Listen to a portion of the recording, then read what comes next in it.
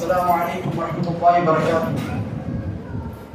الحمد لله رب العالمين، والصلاة والسلام على رسوله الكريم وعلى آله وصحبه أجمعين ومن تبعهم بإحسان إلى يوم الدين. أما بعد،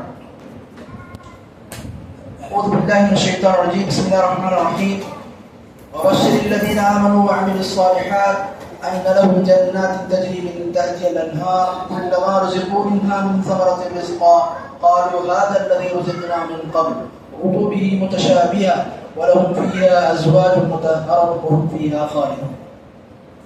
இன்னைக்கு அல்லாஹ்வின் நல்லடியார்களே, சூரத்துல் பக்ராவுடைய தஃப்சீரை நம்ம தொடர்ந்து பார்த்துட்டு வரோம்.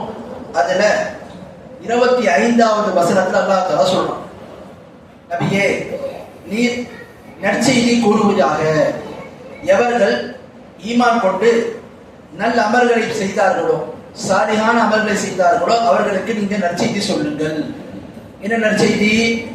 அவர்களுக்காக சொர்க்கச்சோலைகள், சொர்க்கம் இருக்கிறது, அவற்றுக்கு கீழே ஆறுகள் ஓடிக்கொண்டிருக்கும். மேலும் அவர்களுக்கு பழங்கள் என்ன செய்யப்படும்?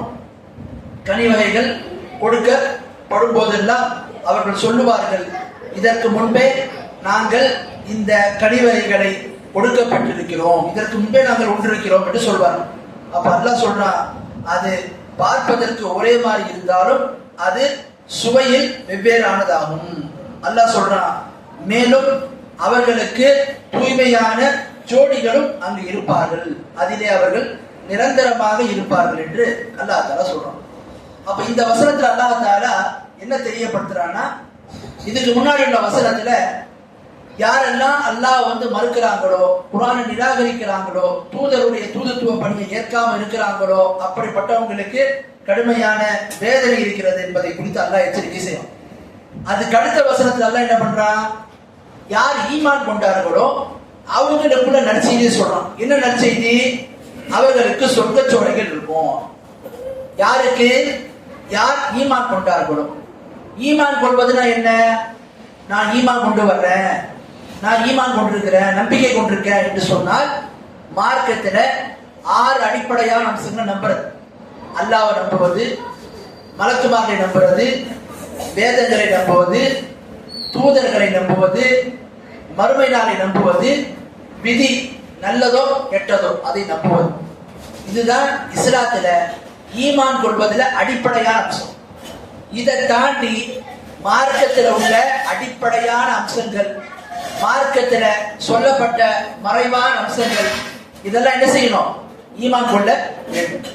அப்ப ஈமான் கொள்வது என்று சொன்னால் இவை அனைத்தையும் ஈமான் கொள்வதற்கு பேர் தான் ஈமான் கொள்வதில் மிக முக்கியமான அம்சம் என்பதை நாம விளங்கிக் கொள்ள வேண்டும். அப்ப யாருக்கு அல்லாஹ் சொர்க்கத்தை கொடுப்பான் என்று பார்த்தா, யாரு சொர்க்கத்துல இருப்பாங்க என்று பார்த்தா அவர் ஈமான் கொண்டிருக்கணும். ஒண்ணு. ரெண்டாவது, நல்ல அமல்களை புரிந்திருக்கணும்.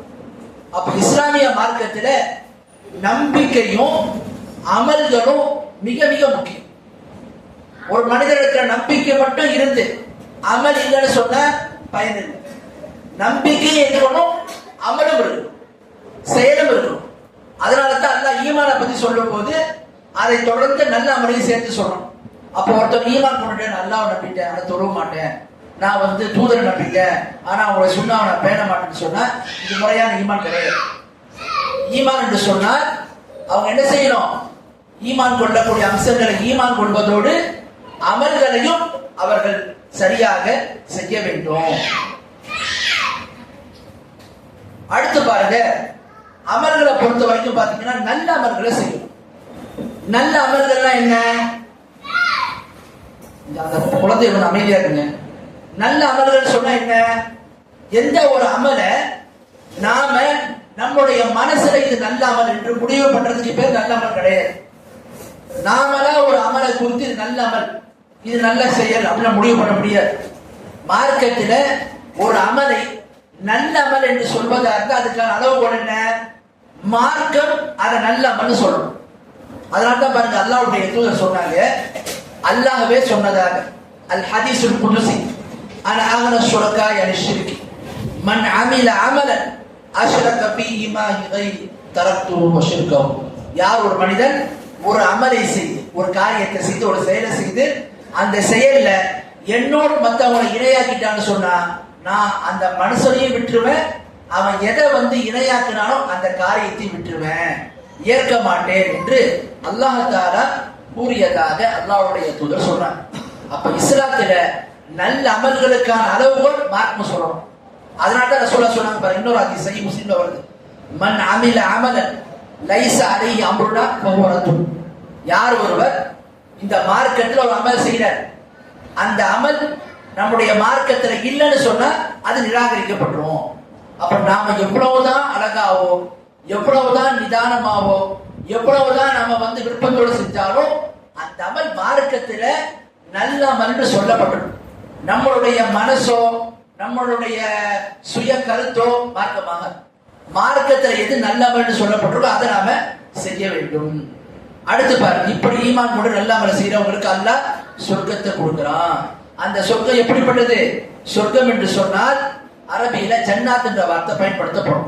ஜன்னாத்னா தோட்டம், அகராதில. எந்த தோட்டம்? எந்த ஒரு தோட்டத்துல மரங்கள் நிறைந்திருக்குமோ அப்படிப்பட்ட தோட்டத்துக்கு தான் அரபியில ஜன்னத்னு சொல்லுவாங்க. அப்ப அல்லாஹ் தஆலா ஜன்னாத் என்ற வார்த்தையை தெரியப்படுத்துறான். ஆக அந்த சொர்க்கச்சோலைகள் இருக்கும். அதுல எப்படின்னு சொன்னா அவற்றுக்கு கீழே ஆறுகள் ஓடிக்கொண்டிருக்கும். இப்படிப்பட்ட ஒரு தோட்டம் இருந்து மரங்கள் சூழ இருந்து அதுக்கு கீழ் பகுதியில் ஆறுகள் ஓடிக்கொண்டிருக்கு சொன்ன அது பார்க்கவே என்ன, அதை யோசித்து பார்க்கும் போதே நமக்கு என்னவா இருக்கும், நம்முடைய மனசுக்கு அது மிக விருப்பமானதாக இருக்கும். அப்போ சொர்க்கத்தை எந்த ஒரு கண்ணாலும் நம்ம என்ன செய்ய முடியாது, பார்க்கல. எந்த ஒரு காதம் அதனுடைய இதை கேட்டதில்லை, யாராலும் அதை சிந்தித்து பார்க்க முடியாது.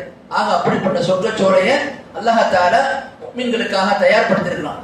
அந்த சொர்க்கச்சோலைகள் அல்லாஹ் தஆலா 4 விதமான நதிகளை அல்லாஹ் ஆறுகளை ஓட வைக்கிறான். என்னென்ன? குர்ஆன்ல 47வது அத்தியாயத்துல 19வது வசனம் சொல்றான், மஸலுல் ஜன்னத்தில்லதி உஇதல் முத்தகூன் ஃபீஹா அன்ஹார் மின் மாஇ غير آسن وأنهار من لبن لم يتغير طعمه وأنهار من خمر لذة للشاربين وأنهار من عسل مصفى. அல்லாஹ் சொல்றான், அந்த சொர்க்கத்துக்கு உதாரணம் எப்படிப்பட்ட தெரியுமா? யாருக்கு அல்லாஹ் அதை வாக்களித்திருக்கிறான்? இறையச்சமுடையவர்களுக்கு அது வாக்களிக்கப்பட்டுள்ளது. அந்த சொர்க்கச்சோலைகள் அந்த ஜன்னத் எப்படிப்பட்டதா இருக்கும்? அவற்றிலே ஆறுகள் ஓடிக்கொண்டிருக்கும். எந்த ஆறு? தண்ணீர் இல்லாத ஆறு ஓடிக்கொண்டிருக்கும். அந்த தண்ணீர் எப்படிப்பட்டது? தெளிவான தண்ணீர், எந்த ஒரு மாசும் இல்லாம இருக்கும். அடுத்து அதுல இன்னொரு ஆறு போகும். அது என்ன ஆறு? பாலாறு. அது எப்படிப்பட்ட பால்? மிகவும் சுவையான அந்த ஒரு பாலாறு. அதுல என்ன செய்யும்? ஓடிக்கொண்டிருக்கும். அடுத்து அல்லாஹ் சொல்றான் இன்னொரு மது ஆறு. அந்த மது ஆறு எப்படி? அது அதை அருந்தக்கூடியவர்களுக்கு அது என்னவா இருக்கும்? மிக இன்பமயமானதாக இருக்கும். அடுத்து 4வது ஒரு ஆறு. அது என்ன ஆறு?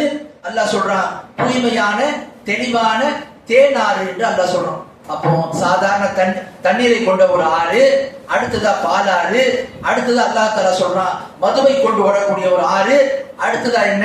தேனாறு. இப்படி 4 விதமான ஆறுகளை அல்லாஹ் என்ன செய்வான்? சொர்க்கத்துல ஓட வைக்கிறான். சொர்க்கத்துல அவற்றை ஏற்படுத்தி வைத்திருக்கிறான் பார்க்கணும்.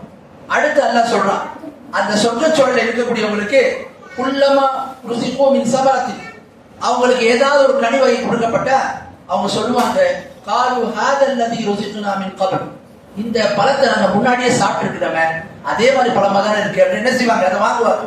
வாங்கி சாப்பிட்டு பார்த்தா அதனுடைய சுவை என்ன?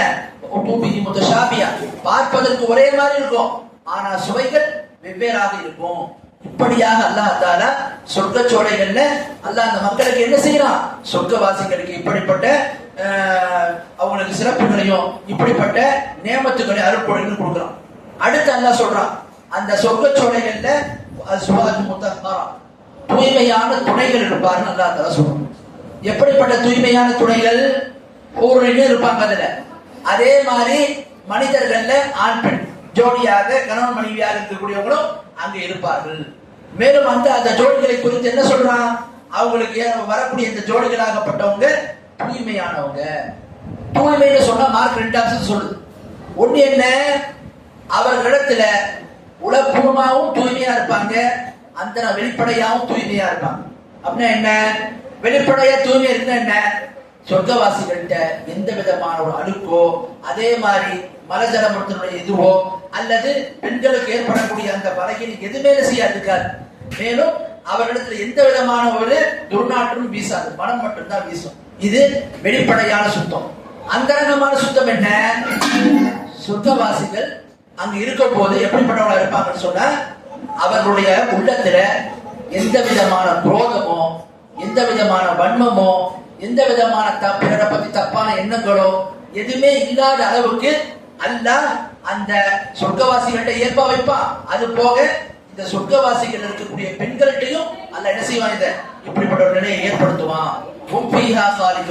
அதில் அவர்கள் நிரந்தரமாக இருப்பார்கள் என்று சொல்லி அல்லாஹ் தஆலா இந்த வசனங்களை நமக்கு தெரியப்படுத்துறான். அடுத்து பாருங்க, அல்லாஹ் தஆலா அடுத்த வசனத்தை சொல்றான், இன்னல்லாஹ லா யஸ்தஹி அன் யضرب مثلا ما بعوضة فما فوقها فأما الذين آمنوا فيعلمون أنه الحق من ربهم وأما الذين كفروا فيقولون ماذا أراد الله بهذا مثلا يضل به كثيرا ويهدي به كثيرا وما يضل به إلا الفاسقين. அல்லாஹ் தஆலா அதுக்கு அடுத்த வசனம் சொல்றான், நிச்சயமாக அல்லாஹ் கொசுவையும் அதை விட மேற்பட்டதையும் உதாரணமாக கூறுவதற்கு வெட்கமடைய மாட்டான். ஆகவே ஈமான் கொண்டவர்களே, அத்தகையோர் நிச்சயமாக தங்கள் பிரச்சனையிலிருந்து வந்துள்ள உண்மை என்ன என்பதை அறிவார்கள். எனவே நிராகரித்து விட்டார்களே, அவர்கள் இதை உதாரணமாக்குவதை கொண்டு அல்லாஹ் என்னத்தான் நாடுகிறான் என்று ஏராளமாக கூறுகிறார்கள். இதை கொண்டு அவன் அநேகரை நேர்வழி பெற செய்கிறான். இன்னும் தீயவர்களை தவிர மற்ற எவர்களையும் இதை கொண்டு அவன் வழி தவற செய்ய மாட்டான்.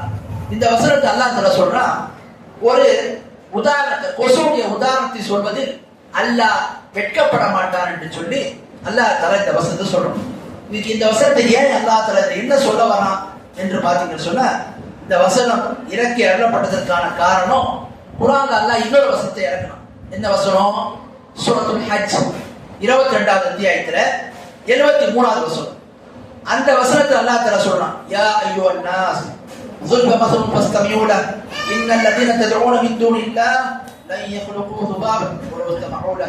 அல்லாஹ் சொல்றான், மக்களே, உங்களுக்கு அல்லாஹ் என்ன செய்யறான், ஒரு உதாரணத்தை உங்களுக்கு கூறுறான், செவிதாத்தி கேளுங்க. என்ன உதாரணம்? அல்லாஹ்வை தவிர்த்து நீங்க யாரையெல்லாம் வணங்குறீங்களோ அவை எல்லாம் ஒன்று சேர்ந்தால் கூட ஒரு ஈயை கூட அவர்கள் படைக்க முடியாது. அல்லாஹ் சொல்றான், அல்லாஹ்வை விட்டுட்டு நீங்க என்னென்ன தெய்வத்தை, என்னென்ன நல்லடியாரெல்லாம் வணங்குறீங்களோ இவர்கள் எல்லாம் ஒன்று சேர்ந்தால் கூட ஒரு ஈயை கூட படைக்க முடியாது என்று இந்த வசனத்துல அல்லாஹ் தஆலா சொல்றான். இந்த வசனம் இறங்குனதுக்கு அப்புறம் காஃபிர் என்ன பண்றாங்க, என்ன அல்லாஹ் தஆலா ஒரு ஈ இல்லாம உதாரணமா கூடுவான், நம்மளை படைச்ச ரப்புல் ஆலமீன் ஒரு ஈயை கூட உதாரணமா கூடுறான். எதுக்கு அல்லாஹ் அதை சொன்னா, நீங்க எதை வணங்குறீங்களோ அது இந்த அற்பமான பொருளை படைப்பதற்கு கூட சக்தி இல்லை என்பதை அல்லாஹ் சொன்னான். அவங்க என்ன பண்ணாங்க, இந்த வசனத்தை வச்சுக்கிட்டு என்ன அல்லாஹ் தஆலா ஈயை குறித்தெல்லாம் பேசுகின்றார் என்று சொல்லி அவர்கள் ஒரு விதமா பேச ஆரம்பிச்சாங்க, நகைப்பாங்க. அப்ப அல்லாஹ் அதான் சொல்றான், நிச்சயமாக அல்லாஹ் தஆலா அற்பமான விஷயத்தை, ஒரு கொசுவுடைய விஷயத்தை அதை விட மேலானதை கூறுவதை அல்லாஹ் என்ன செய்ய மாட்டான், வெட்கப்படவே மாட்டான். அப்ப அந்த சொன்னது ஈ, அதை விட ஒரு அற்பமான ஒரு உயிரினம் சொன்னா ஈ என்பது அதை விட அற்பமான உணவு, இது கொசு. அப்ப அல்லாஹ் தஆலா இந்த இடத்துல கொசு உதாரணமா சொல்றோம். ஈ அங்க சொன்னா அதை அவங்க நகைப்பை பார்த்தாங்க. அப்ப அல்லாஹ் சொல்றான், அல்லாஹ் உதாரணம் சொல்வதில் இந்த கொசுவை அதை விட மேலானதை கூறுவதில் அல்லாஹ் வெட்கம் அடைய மாட்டான் என்று சொல்லிவிட்டு அல்லாஹ் சொல்றான், ஈமான் கொண்ட மக்கள் என்ன செய்யறாங்க, இவற்ற உதாரணங்களையும் அல்லாஹ் சொல்றதை வைத்து இது நம்மளோட ரப்பின் புறத்திலிருந்து வந்த உண்மை என்பதை ஏற்றுக்கொள்றாங்க. யார் காஃபிரா இருக்கிறாங்களோ, குஃப்ரா இருக்கிறாங்களோ அவங்க என்ன சொல்றாங்க, என்ன அல்லாஹ் இந்த மாதிரி உதாரணங்களை எதுக்கு சொல்றான், இதுல இருந்து அல்லாஹ் என்ன நாடுறான்னு கேட்கிறாங்க. அல்லாஹ் சொல்றான், இந்த மாதிரி உதாரணங்களை கொண்டு அல்லாஹ் பலரை வழிகெடுக்கிறான், பலரை அல்லாஹ் தஆலா நேர்வழியில் ஆக்குகின்றான், பாவிகளை தவிர யாரும் வழிகெட மாட்டார்கள் என்று அல்லாஹ் இந்த வசனத்தை தெரியப்படுத்துறான். அப்ப இந்த வசனம் நமக்கு என்ன விளங்குதுன்னு சொன்னா, அல்லாஹ் தஆலா இந்த வசனத்தின் மூலமாக நமக்கு தெரியப்படுத்துறான் என்னவென்று, உதாரணங்களை கூறுவதில் அல்லாஹ் வெட்கம் அடைய மாட்டான். அப்ப அல்லாஹ்வுடைய பண்புல ஒரு பண்பு வெட்கம் அடையுது, வெட்கம் கொள்வது அல்லாஹ்வுடைய பண்புல ஒரு பண்பு என்பதை நாம பார்க்கணும். அதுதான் அல்லாஹ்வுடைய தூதர் சொல்றாங்க, இன்ன ரப்பக்கும் ஹய்யின் கரீம் யஸ்தஹி மின் அப்திஹி இதா ரஃபஅ யதைஹி இலைஹி யர்துஹுமா சிஃப்ரா. உங்களுடைய ரப்பு கண்ணியமுடையவன், வெட்கப்படுறான். எப்போ ஒரு அடியான் தன்னுடைய இரு கைகளையும் அல்லாஹ்வை நோக்கி துஆக்காக கையேந்தும் போது அந்த கையை வெறுமன திருப்புவதை விட்டு, அந்த துஆவை ஏற்காமல் வெறுமன திருப்புவதை விட்டு அல்லாஹ் வெட்கம் அடைகிறான் என்று சொல்லி அல்லாஹ்வுடைய தூதர் சொல்றாங்க. ஆகவே வெட்கம் கொள்வது அல்லாஹ்வுடைய பண்புல ஒரு பண்பு என்பதை நாம பார்ப்போம். அடுத்து பாருங்க, அல்லாஹ் தஆலா இந்த ஆயத்தில் நமக்கு இரண்டாவதாக ஒரு விஷயத்தை நமக்கு தெரியப்படுத்துறோம். என்ன? ஈமான் கொண்ட மக்களுடைய நிலை. ஈமான் கொண்டவங்க எப்படி இருப்பாங்க? அல்லாஹ் ஒரு உதாரணத்தை சொல்றான்னா, மார்க்கத்துல ஒரு தகவல் சொல்லப்பட்டிருக்குன்னா அது சிறியதோ பெரியதோ, அறிவுக்கு பொருத்தமானதோ பொருத்தம் இல்லாததோ, மார்க்கத்தில் உறுதிப்படுத்தப்பட்ட தகவல் என்றால் அதை ஈமான் கொள்வோம். ஈமான் கொள்ளக்கூடிய விஷயமா இருந்தா நாங்க என்ன செய்வோம்? ஈமான் கொண்டோம், உண்மைப்படுத்துவோம். ஆமன்னா வசந்தகனா, ஈமான் கொண்டோம், உண்மைப்படுத்துவோம். செயல் சார்ந்த விஷயமா இருந்தா ஈமான் கொண்டவங்களுடைய வாசனை என்னவா இருக்கும்? வார்த்தை என்னவா இருக்கும்? சமிஅனா வ தஅனா, செவிமடுத்தோம், கட்டுப்பட்டோம். இப்படிதான் ஈமான் கொண்டவங்க இருக்கணும். அதை விட்டுவிட்டு இதுல அல்லாஹ் ஏன் இப்படி உதாரணம் சொல்றான்? ஏன் மார்க்கத்தில் இப்படிலாம் இருக்குது? இது என்ன ஹதீஸ் இப்படி இருக்குது? ஏன் இந்த வசனம் இப்படி இருக்குது? ஏன் அல்லாஹ் இப்படி சொல்றான் என்று என்ன செய்ய மாட்டாங்க, அப்ஜெக்ஷன் பண்ண மாட்டாங்க. இது யாருடைய வேலை? காஃபிருடைய வேலை. அதான் சொல்றான். இந்த ஈயுடைய அந்த கொசுடைய உதாரணத்தை சொன்ன உடனே ஈமான் கொண்டவங்க உண்மை என்பதை ஏற்றுக்கொண்டாங்க. யாரு காஃபிரா இருந்தாங்களோ அவங்க என்ன பண்றாங்க? அல்லாஹ் என்ன இப்படிதான் உதாரணத்தை சொல்றான். அதான் அல்லாஹ் சொல்றான். இது மாதிரி உதாரணத்தை சொல்லி அல்லாஹ் தஆலா பலருக்கு அல்லாஹ் நேர்வழியை தர்றான், பலரை வழிகெடுக்கிறான். வழிகெடுக்கிறான் அர்த்தம் அவர்கள் வீணாகவே இந்த மாதிரி உதாரணங்களை பார்த்து ஈமான் கொள்ளாம வழிகெடுவதற்கான இதுல என்ன செய்ய அவங்க போனாங்க. ஆகவே அதுதான் அல்லாஹ் இந்த வசனங்கள்ல நமக்கு தெரியப்படுத்துறான்றத பார்க்கிறோம். ஆகவே இஸ்லாமிய மார்க்கத்துல நம்ம நம்பிக்கை கொள்ளக்கூடிய மிக முக்கியமான ஒரு அம்சம், அல்லாஹ் இந்த மார்க்கத்தில் நமக்கு ஒன்றை தெரியப்படுத்துறான்னா அது அல்லாஹ் குர்ஆன்ல தெரியப்படுத்தணும், அல்லாஹ்வுடைய தூதருக்கு தந்திருக்கக்கூடிய வகியாகிய ஹதீஸை கொண்டு தெரியப்படுத்தணும். அந்த விஷயத்தை நம்ம என்ன செய்யணும்? மனதார ஏற்றுக்கொள்ள வேண்டும். அதுல எந்த விதமான ஒரு தவறான அபிப்பிராயங்களோ தவறான பேதங்களோ அதற்கான தவறான இதோ நம்ம என்ன செய்யக்கூடாது, நம்முடைய மனசுல வரக்கூடாது. இதுதான் ஈமான் கொண்டவர்கள்ட்ட உள்ள பண்பு. யார் இதுல அப்ஜெக்ஷன் பண்றாங்களோ, அதை மறுக்கிறாங்களோ, அதை ஏற்காம இருக்கிறாங்களோ, அதை நிராகரிக்கிறாங்களோ, இது காஃபிருடைய பண்பு என்பதை அல்லாஹ் தெரியப்படுத்துறான். அது இந்த இரண்டு வசனங்கள் மூலமா ஈமான் கொள்ளக்கூடிய விஷயங்களை பற்றியும் அல்லாஹ் உதாரணங்கள் கூறக்கூடிய விஷயங்களை பற்றியும் நமக்கு தெரியப்படுத்துறான். ஆகவே எந்த விஷயத்தை பார்த்தோமோ அதோட சரியான உள்ள புரிதலுக்கு எல்லாம் நம் அனைவருக்கும் அருள் புரிவானாக.